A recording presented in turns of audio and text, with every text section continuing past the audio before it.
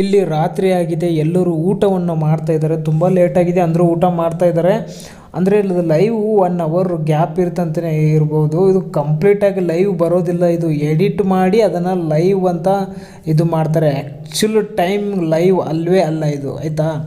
ಇಲ್ಲಿ ನೋಡ್ಬೋದು ಎಲ್ಲರೂ ಊಟ ಮಾಡ್ತಾಯಿದ್ದಾರೆ. ಇಲ್ಲಿ ಪ್ರತಿಯೊಬ್ಬರು ಅವರ ಮನೆಯವರು ಬಂದಿರೋ ಅನಿಸಿಕೆನ ಹಂಚ್ಕೋತಾ ಇದ್ದಾರೆ. ಕಾರ್ತಿಕ್ ಕೇಳ್ತಾ ಇದ್ದಾರೆ.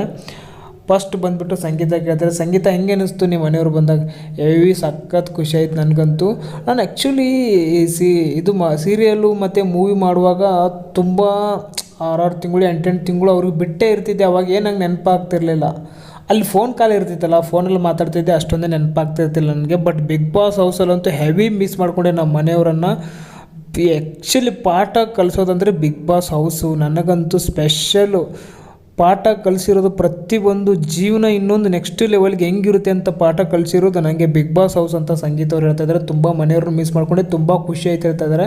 ವಿನಯ್ ನಿಂಗೆ ಏನು ಅನ್ನಿಸ್ತು ಅಂದರೆ, ವಿನಯ್ ಕೂಡ ಸಖತ್ ಗುರು, ಎಂಥ ಸರ್ಪ್ರೈಸ್ ಅದು. ಮುಂಜಾನೆ ಮಲಗಿದ್ದೆ, ಕಣ್ಣು ತೆರೆದ್ರೆ ನನ್ನ ಹೆಂಡ್ತಿ ಅದು ಹೆಂಗೆ ಆಗ್ಬೇಡ ನನಗೆ, ಅದು ನನ್ನ ಮಗನ ನೋಡಿದೆ, ಸಖತ್ ಖುಷಿ ಆಯಿತು.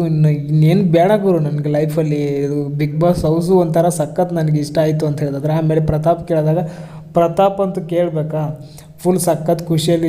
ಅಯ್ಯೋ ನನ್ನ ಡ್ರೋನ್ ನೋಡೋದೇ ಖುಷಿ ನಂಗೆ. ಅದಕ್ಕಿಂತ 3 ವರ್ಷ ಆದಮೇಲೆ ಸಿಕ್ಕಿರೋ ನಮ್ಮ ತಂದೆ ತಾಯಿ ನೋಡಿ ಅವರು ನನ್ನ ಮೇಲೆ ಎಷ್ಟು ಪ್ರೀತಿ ಇಟ್ಟಿದ್ದಾರೆ. ಅವರು ಎಷ್ಟು ಜನ ಏನೇನೋ ಅವಮಾನ ಮಾಡಿದ್ದಾರೆ ಅವರು ನನ್ನ ಸಲುವಾಗಿ. ಅಂದ್ರೂ ಅನುಮಾನಗಳನ್ನು ಒಪ್ಕೊಂಡು ನನಗೋಸ್ಕರ ಅವರು ಎಷ್ಟು ಪ್ರೀತಿಯಿಂದ ಅವರು ಕಣ್ಣಲ್ಲಿ ಆ ಒಂದು ಇದು ಕಾಣ್ತಾ ಇತ್ತು. ನನಗೆ ಸಖತ್ ಅಂದರೆ ಸಖತ್, ಅದು ಹೇಳಬಾರ್ದು ಬಿಡಿ. ಆ ಮಟ್ಟದಲ್ಲಿ ನನಗೆ ಈ ಬಿಗ್ ಬಾಸ್ ಹೌಸ್ ದೊರಕಿಸಿಕೊಟ್ಟಿದೆ.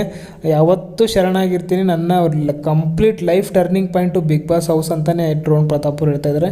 ಇಲ್ಲಿ ಕಾರ್ತಿಕ್ ಅವರು, ನಂದು ಹೇಳ್ಬೇಕಂದ್ರೆ ನಂದು ಸೂಪರು, ಅದರಲ್ಲಿ ನಿಮ್ಮ ಥರನೇ ಏನು ಡಿಫ್ರೆಂಟ್ ಇಲ್ಲ, ಸಖತ್ ಖುಷಿಯಾಗಿದ್ದೀನಿ ಅಂತ ಹೇಳ್ತಾರೆ.